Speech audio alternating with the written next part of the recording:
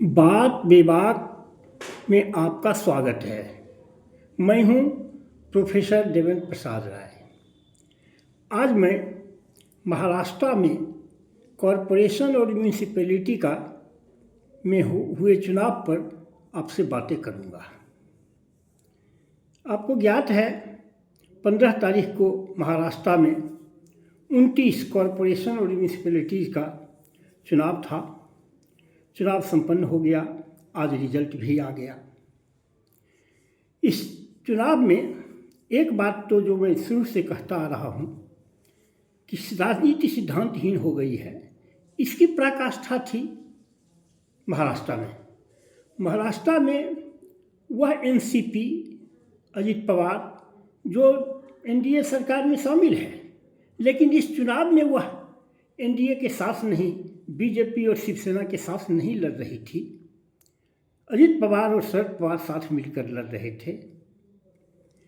India गठबंधन का दो घटक, एक शिवसेना यूबीटी उद्धव ठाकरे और कांग्रेस, यह भी साथ नहीं लड़ रही थी। मतलब इंडिया गठबंधन भी इतर बितर था।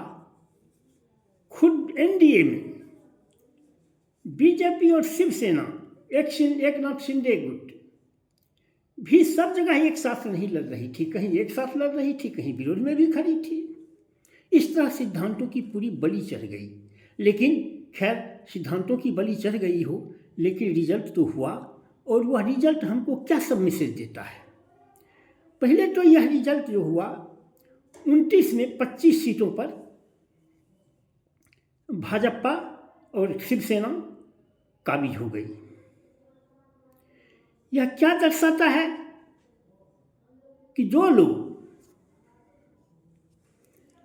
लोग पानी पी कर वोट चोरी हल्ला करते थे पूरे देश में, और महाराष्ट्र को खासकर कहते थे कि महाराष्ट्र में वोट चोरी के ही कारण गत चुनाव में इतनी बहुमत उसको मिल गई एनडीए को, उन पर करारा तमाचा है कि वह जो वोट चोरी करके नहीं जीती, वह कोई तुक्का नहीं था।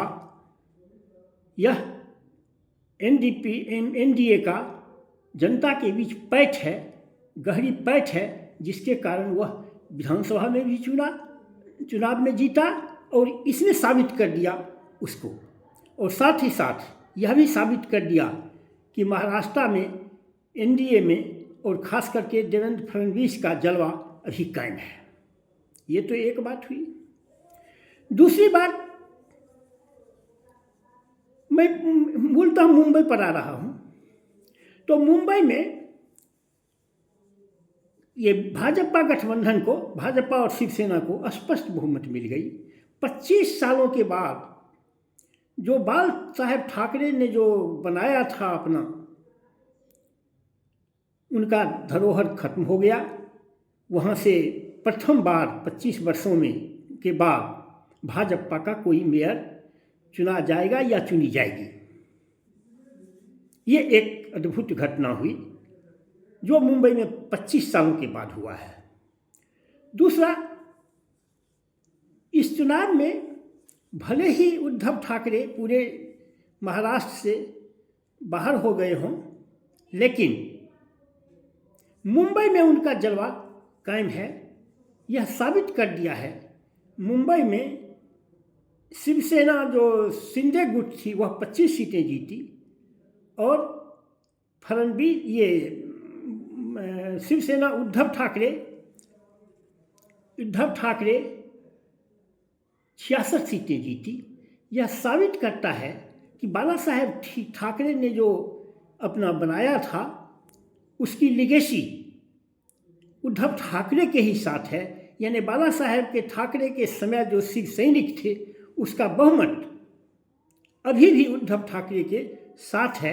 भले ही रेस्ट ऑफ महाराष्ट्र में शिवसेना एकनाथ शिंदे अच्छा कर गया हो, और अच्छा कर गया है, मैं रिजल्ट बताऊंगा, लेकिन मुंबई में उद्धव ठाकरे ही, भाजपा के बाद अगर कोई ताकत है तो वह उद्धव ठाकरे ही है। एक बात हुई। दूसरी बात, कांग्रेस भले ही पूरे चुनाव में यह साबित किया है कि कांग्रेस अभी भी वहाँ से पूरी तरह खत्म नहीं हुआ है। इतने नेता उससे बाहर निकले, संजय निरुपम निकले, चौहान निकले, कौन निकले, लेकिन फिर भी वह कमज़ोर हुई है, लेकिन ख़त्म नहीं हुई है। इस चुनाव में, महाराष्ट्र के पूरे चुनाव में करीब बीजेपी 1313 सीटें जीती, शिवसेना एकनाथ शिंदे 357 जीती और कांग्रेस 278 सीटें जीती। उद्धव ठाकरे की जो शिवसेना थी वह 159 सीट जीती और एनसीपी दोनों गुट मिल करके 128 सीटें जीती। अब यह क्या साबित करता है? 278 सीटें जीती अकेले लड़के,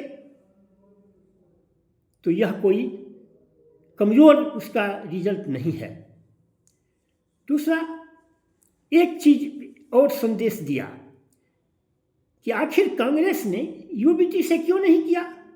वह इसलिए नहीं किया कि उत्तर भारतीय राज ठाकरे के आ जाने से, उद्धव ठाकरे के साथ उत्तर भारतीयों का रोष बढ़ जाएगा और कांग्रेस का जो वोट बैंक है उसमें उत्तर भारतीय एक महत्वपूर्ण भूमिका अदा करते हैं। वह इसलिए नहीं उसके साथ एक समझौता किया जिससे उसके वोट बैंक पर प्रभाव पड़ेगा।